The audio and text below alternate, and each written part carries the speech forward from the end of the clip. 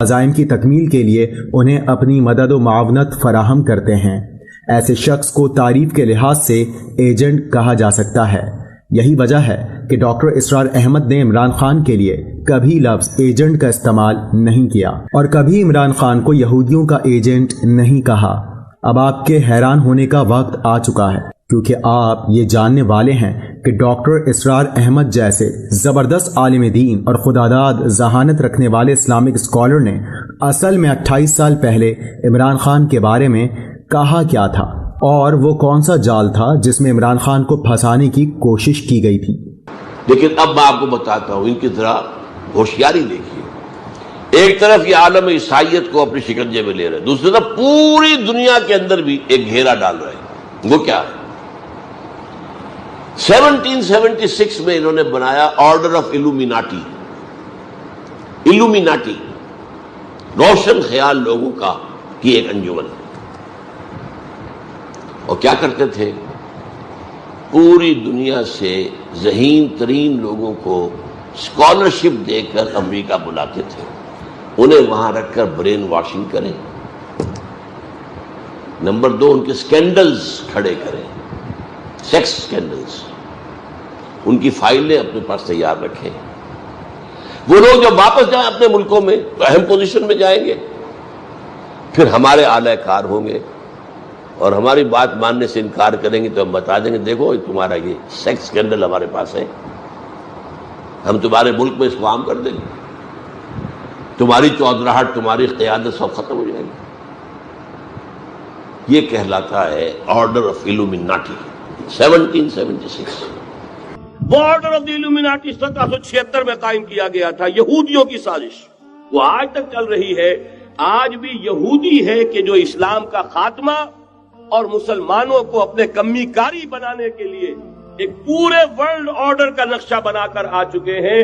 یہ gold Smith جس نے شکار کیا ہے تازہ عمران خان ایک ابھرتی ہوئی شے تھا، امیدیں وابستہ ہو رہی تھی، پہلے ہی سے ایک ہیرو کی شکل میں تھا، وہ اسلام کی بات کرنے چلا تھا، وہ اپنے کلچر کی بات کرنے چلا تھا۔ گولڈ سمتھ 5 کروڑ پاؤنڈ تو پہلی سلامی ملنے والی ہے، یہ قیمت کس سے کی دی جا رہی ہے؟ غور کیجئے، اگر وہ سارا سازشی کردار جو یہود کا ہے وہ سامنے ہو تو ہر شے آپ کے سامنے بالکل ٹرانسپیرنٹ نظر آئے گی، آپ دیکھ سکتے ہیں کہ اصل میں ہو کیا رہا ہے۔ جس کا شکار ابھی آپ کا عمران خان بھی ہو گیا ہے، کل جمعے میں مجھے اس کے بارے میں گفتگو کرنی ہے۔ جس کا شکار ابھی آپ کا عمران خان بھی ہو گیا ہے، کل جمعے میں مجھے اس کے بارے میں گفتگو کرنی ہے۔ اب یہ جانتے ہیں کہ اگلے دن کا خطبہ کیا تھا۔ ڈاکٹر اسرار احمد نے 19 مئی 1995 کے جمعے کے خطبے میں عمران جمامہ کی شادی پر تفصیل سے بات کی۔ 16 مئی 1995 میں عمران جمامہ کی شادی ہوئی تھی، یعنی شادی کے 3 دن بعد کا یہ خطبہ تھا، جو اس کے اگلے مہینے یعنی جون میں تنظیم اسلامی کے ماہانہ شائع ہونے والے رسالے میثاق میں تحریر کیا گیا۔ ڈاکٹر صاحب نے اپنے خطبے میں شاندار الفاظ میں عمران خان کے لیے دعا فرمائی اور نیک تمناؤں کا اظہار بھی کیا۔ میں یہاں آپ کے لیے اس خطبے کی چند جھلکیاں پیش کر رہا ہوں۔ اگر آپ مکمل آرٹیکل کا مطالعہ کرنا چاہتے ہیں تو تنظیم اسلامی کی ویب سائٹ quranacademy.edu.pk پر جائیے، پھر وہاں ملٹی میڈیا کے آپشن پر کلک کیجیے۔ اب جو آپشن آپ کے سامنے ہیں ان میں ویو آرٹیکلز کے آپشن پر جائیے، اس کے بعد نئی کھلنے والی ونڈو میں میثاق میگزین کے آپشن پر کلک کیجیے۔ اب ایک لسٹ آپ کے سامنے ہوگی جس میں 1959 سے لے کر اب تک کے تمام میثاق میگزین پڑھنے کے لیے دستیاب ہوں گے۔ اگر آپ مطالعے کے شوقین ہیں اور مذہبی تعلیمات حاصل کرنا چاہتے ہیں تو اب ڈاکٹر اسرار احمد کے ان خطبات کے ایک خزانے کا آپ کو پتہ مل چکا ہے جن کی ویڈیوز موجود نہیں ہیں۔ ان رسالوں میں سے آپ کو جون 1995 کے میثاق رسالے پر کلک کرنا ہوگا اور یہاں حادثہ عمران خان کے نام سے آپ کو آرٹیکل مل جائے گا۔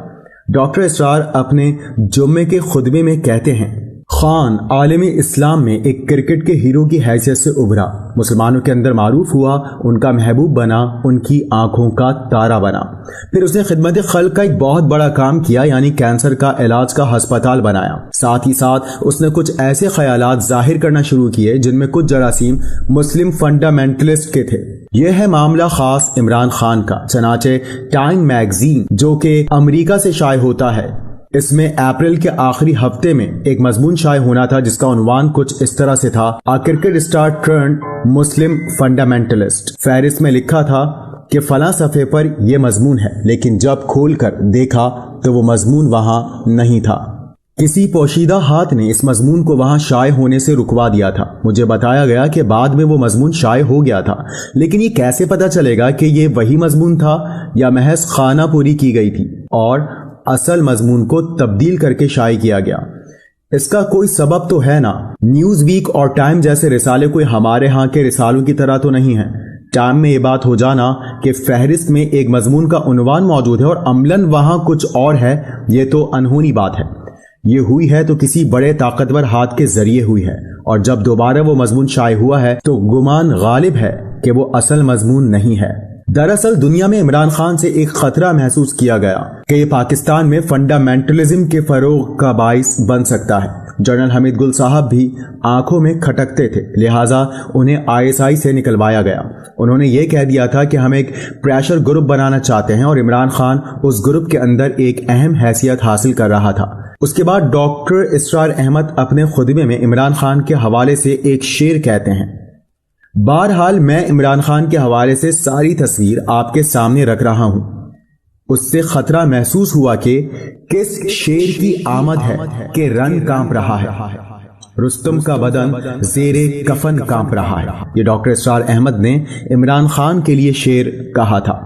رن یعنی کہ میدان جنگ، اور یہاں پر رستم کا بدن بھی زیر کفن کانپ رہا، یعنی کہ کس دہشت سے عمران خان آ رہا ہے۔ اس کے بعد ڈاکٹر اسرار احمد اسی الومناٹی کے حوالے سے کہتے ہیں کہ جب انہوں نے دیکھا کہ یہ شخص مسلم فنڈامنٹلسٹ کے روپ میں ابھر رہا ہے، اور پاکستان میں تو فنڈامنٹلزم کے لیے عوام میں پہلے ہی سے بارود موجود ہے، مولوی حضرات کی باتیں تو عوام نہیں سنتے، مگر ایک کرکٹ اسٹار اگر فنڈامنٹلسٹ بن کر میدان میں آ گیا تو بارود میں آگ لگ سکتی ہے، لہٰذا اسے انہوں نے کسی نہ کسی ذریعے سے قابو میں لانا ضروری سمجھا۔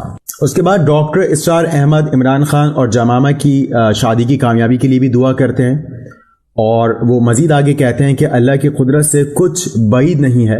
اللہ تعالیٰ نے فرعون کے محل میں موسیٰ علیہ السلام کی پرورش کرا دی تھی، تو گولڈ اسمتھ کے خاندان سے بھی اللہ تعالیٰ ایسا کام کروا سکتا ہے۔ ہم تو یہی دعا کریں گے کہ 1000 دام سے نکلا ہوں ایک جنبش میں۔ یہاں دام سے مراد جالوں کی ہے، 1000 جال یعنی کہ بنے گئے عمران خان کے روکنے کے لیے، اس کو روکنے کے لیے، اور وہ ایک جنبش میں، ایک لمحے میں اس سے نکل آئے۔ یہ دعا ڈاکٹر اسرار احمد کرتے ہیں۔ 1000 دام سے نکلا ہوں ایک جنبش میں کے مصداق یہ سارے دام جو اس کے گرد پھیلائے گئے ہیں وہ انہیں توڑ کر نکل آئے۔ بظاہر احوال تو یہی نظر آتا ہے کہ یہ جبری شادی ہے جو اس پر مسلط کی گئی۔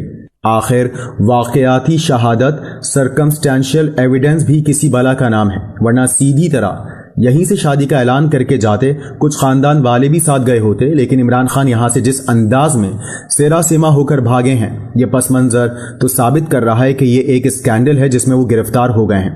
لیکن اللہ تعالیٰ اس صورتحال کو بدل دے، اس کو اس کا اختیار ہے، اور ہمیں ہمارا وہ کھویا ہوا مسلم فنڈامنٹلسٹ اللہ تعالیٰ لوٹا دے۔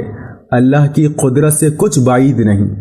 اس کے بعد ڈاکٹر اسرار احمد ایک قرآنی آیت کا ذکر فرماتے ہیں، وَلَا يَحِيقُ الْمَكْرُ السَّيِّئُ إِلَّا بِأَهْلِهِ، یعنی کوئی بری چال مسلط نہیں ہوتی مگر اس کے اپنے چلنے والوں پر۔ اللہ کرے کہ صہیونیت کی یہ چال اس آیت کا مصداق بن جائے اور یہ انہی کے اوپر الٹی پڑے، اور اس ملت اسلامیہ پاکستان کو عمران خان سے جو توقع ہو گئی تھی کہ وہ یہاں اسلام کا اور اس ملک کی اپنی تہذیب و تمدن کے احیاء کا علم بردار بن کر کھڑا ہوگا، اللہ تعالیٰ وہ توقع پوری فرما دے۔ اللہ کی قدرت سے بعید نہیں ہے۔ میں اسی دعا پر اپنی گفتگو ختم کر رہا ہوں۔ شاید ڈاکٹر صاحب کے جمعے کے اس خطبے کے آخری الفاظ قبولیت کی گھڑی میں ادا ہوئے تھے، کیونکہ وہ عمران خان ان 1000 دام یعنی عمران خان کو قابو میں کرنے کے تمام جالوں اور پھندوں سے نکل آیا، اور قوم نے اسے ایک مسلم فنڈامنٹلسٹ کے طور پر دیکھا، اور یہودیوں کی چال ان پر الٹی پڑ گئی۔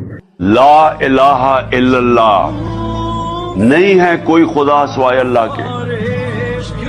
یہ ایک بہت بڑا دعویٰ آزادی کا ہے، اس کے اندر پورا ایک فلسفہ ہے۔ یاد رکھیں، یہ آپ اللہ کے سامنے دعویٰ کرتے ہیں کہ کوئی نہیں ہے خدا، اللہ تیرے بلکہ آپ سارے بت توڑ دیتے ہیں جو آپ کے اندر رکاوٹ بنے ہوتے ہیں اوپر جانے کی. سب سے بڑا بت تو جی خوف کا بت ہے.